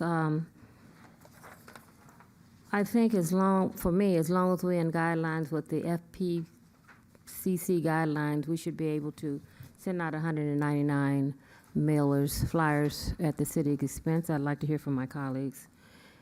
MPT. Yeah, I was just going to say I mean, as long as we fall in the guidelines of FPPC, I'm with it. I think it's something we should do. I know that that was put in at a different time, at a different political landscape time, where we kind of limited and restricted at certain things. I say we go back to I guess the old way of doing it. No way is the right way. Well, the right way, and not so much the old way, but the right way. So I think this one restricts when there was no certain level of restriction. At first, I was part of that political portion when this restriction was put in, so I know what I'm talking about. So I think we should just go back to the right way of doing it. We have bouts of, we have issues every now and then. Yeah, but we come back. So I would, So I think that I don't know. I would like to hear from my other colleagues, but I'm ready to just kind of move the policy forward to go back to the way it used to be. Madam Mayor. This is on time. In regards to this city used to being a at-large electoral, now we're in districts. It is customary at this point in time that we bring this back to go in line with state requirements in FEPC. So it as I've always heard, timing is everything, and that it's time. And we've done so many other things within this city, and that this council, that now that we have the last election that actually solidified the last two council districts, so now all 4 districts are represented by a representative, it is customary at this point for us to move forward. And thanks for bringing it before us. Any other comments? Councilman Deere? Sure, Madam Mayor. To move it forward, I will make a motion that, so I will move that we rescind CP number 1.1.02 in its entirety, which is exhibit number 1, and also introduce for the first reading by title only and with full reading waived, ordinance number 23-2302, entitled, quote, an ordinance of the City Council of the City of Carson, California, repealing section 2419, which is prohibited mass meetings by council members, of Chapter 4, City Offices, Council Chambers, Meetings, of Article 2, Administration, of the Carson Municipal Code, which is also exhibit number 2.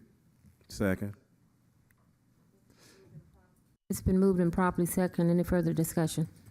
Yeah, under discussion, if Councilwoman Rojas has something, I'll speak also. Okay, under discussion, Madam Mayor. Yeah, I'm in favor of this because I think we should abide by the state regulations. The state protects the public from abuse by council members and elected officials with their statutes, and those statutes are good and strong and enforced. So I think the City of Carson should be in line with the state of California laws. So that's why I'm in favor of this. Thank you. Any further discussion? No, discussion. What is it, 10 o'clock? Yeah. Hearing none, please cast your vote. It's unanimous, Madam Mayor. Yes, thank you. Item number 20, is it 29? Yeah, that item staff, Mr. City Manager, we only received comments from Inglewood. I want to push it until the next meeting, and you guys should work around the clock to get us at least another city. without hearing any objection, because we only had comments from one city. What is your request? Would like to continue it without objection to 29? the first meeting in March, item number 29. I have no objection. Yes.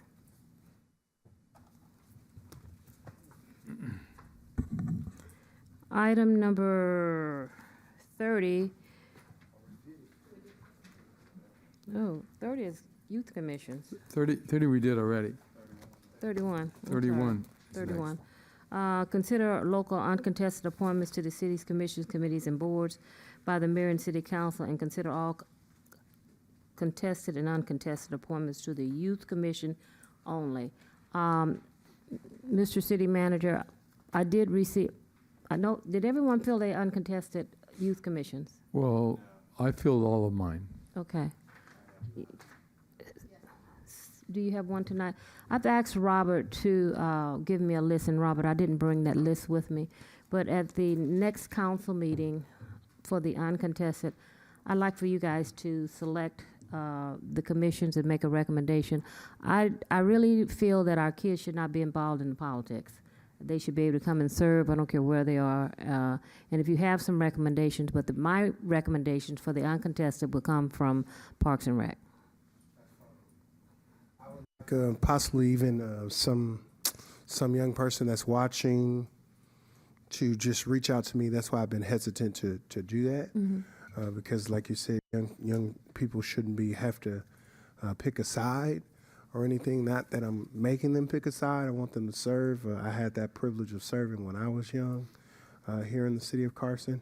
But I want to make sure that this person will be committed, but not get in a political debate or anything like that, just wanting to serve. So, Mr. City Manager, and to our Assistant City Manager, all the recommendations for my uncontested and the regular, I would like for you, Parks and Rec Commission, to recommend them, so we'll have them on the agenda. You can list them by name. I will not say who's uncontested, but whatever the number is, they need to be willing to serve, because we did not have, our commission, youth commission didn't even meet. These kids they want to serve, and the ones that want to serve will show up at the meetings. Okay? So add them to the agenda. Councilman Hicks, do you have anyone you want for your uncontested? Not yet. I have one person, but I got to go back and make sure that they are available and want to serve. Okay, so that's the key. They have to want to serve, and they come and they plan the youth commission, they get involved. And some of our first youth commission was Miss Andrews. I think you remember her, Councilman Deere. She's now a councilwoman in the city that she lives in. But she was I think she's a vice mayor. But she was one of our first youth, Angela Andrews, that's her name, Angela Andrews. And now she's a councilwoman. That shows that they learn a lot in Carson. Yes, they do. So everyone, we're waiting on Councilman Hicks, and mine will all be filled by recommendations from the staff.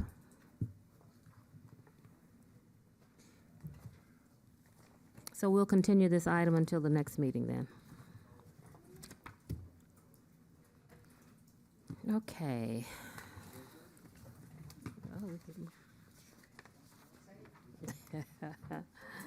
Memorial adjournments. Memorial adjournments, Madam City Clerk. Thank you, Madam Mayor. These are the names that I received this afternoon. Ulysses Josie Epinesa Tuoti Mariner, Joylene Lafulimu Asia, Reverend Elder Andy Livasa, Stanley Tobias Wilson Jr., Filipina Penny Basa Bugarin, Herschel Clady, Bishop David O'Connell, and Kevin Smith. Also have one to add, Madam Mayor.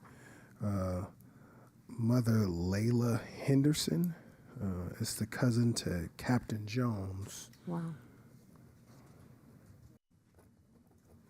Any other names to add to the list? I want to add Lavon Spicer Moore's son. She was a former commissioner. No, her son. Her son passed. away? Shoot, I can't think of his name right now. He That's- passed that's last terrible. Friday. 50-some years old. They found him asleep. He passed away. But I will get you his name. Okay. Because I'm having a memory. Okay. I'm having a senior moment. Or senior second. Can we also add Ray A. Barrett, Barrett with a B. Barrett?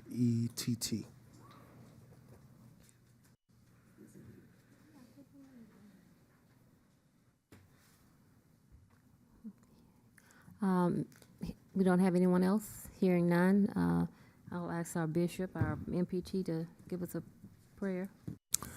Father, thank you tonight for just being good. Thank you for how you're blessing the city of Carson. Now we heard the names read for the bereaved. We pray that you would bless those families and that you would give them strength. In Jesus' name I pray. Amen. Amen. Amen. His name was Brent. Brent, and I'll give you his last name. Okay. All communications, that's done. Council member request to add agenda items? Madam Mayor? Yes. The two that I've asked before, I'm asking again, I'm going to ask every council meeting. So one is that we have established an ordinance that will change the way we put items on the agenda, because if I want something on the agenda and the mayor doesn't want it, even if a majority of the city council, which is a Democratic majority, wants it, it still can't get on the agenda. So I'd like to have that agenda ordinance brought on to rescind that commonly called the dictator amendment to the ordinance. The second thing is I want to again emphasize that we should, as soon as possible, establish a zone for mobile home parks. Those are the two things I have. Thank you. Madam City Attorney is go to that, respond to that. But the zoning ordinance is general plan, isn't it? And It that is. zoning It's part of the general plan. Yes, and as soon as we pass it, as we pass the general plan, it will all be passed together. And I do want to let our residents and our mobile home park residents know that this mobile home park zoning ordinance was a part of the charter. And again, former Mayor Al Robles, myself, and Councilman Hilton put that into the charter. So we don't have a choice. It's just the process that it takes to get it. And Councilman Hicks is on the council also. So we can bring it up and keep bringing it up, but it's a part of the charter. It will happen. Councilman Deere wants it to happen. I'm not pulling it out before the general plan is passed. As soon as we pass the general plan, it will all be, it's a step, 1, 2, 3, 4, and it will all happen. Hopefully it'll happen in March. Hopefully it will. And I want to comment on that, Madam Mayor. I would say that we could have done it many months ago because we have the authority to establish that new zone. It doesn't depend on the general plan. And being in the charter makes even more sense for us to have an ordinance in sync with the charter. And so that's why I advocate so strongly to establish a zone for mobile home parks to protect our mobile home park residents. I know my colleagues want that to happen, but you know, things don't happen just because you want it to happen. It happens because you take action. And that's why I've been bringing it up, and I want action on this. You know, before any other mobile home parks close down, we need to protect our residents. So thank you very much. Mr. Mayor, Councilman, I have one question. You were the mayor for 12 years. Could we not have put that ordinance in place at that time? And no one, it didn't happen then, it's going to happen now, folks. To my mobile home park residents, it's going to happen, okay? We're going to do the general plan, and then we're going to do the mobile home park ordinance. Okay, so I'm not. Well, I understand that, Madam Mayor, but you know that you don't have one dependent on the other. You can do one before the other. Either way, it's a choice that we, as a legislative body, are making. It's a policy decision, and I'm just encouraging my colleagues in a very friendly manner to please move forward on a zoning ordinance ASAP for mobile home park residents. Thank you. Thank you. You're welcome.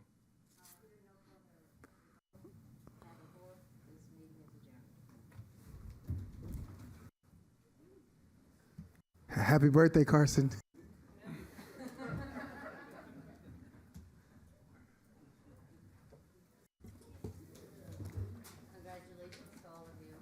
Congratulations to you. Happy anniversary. We'll see you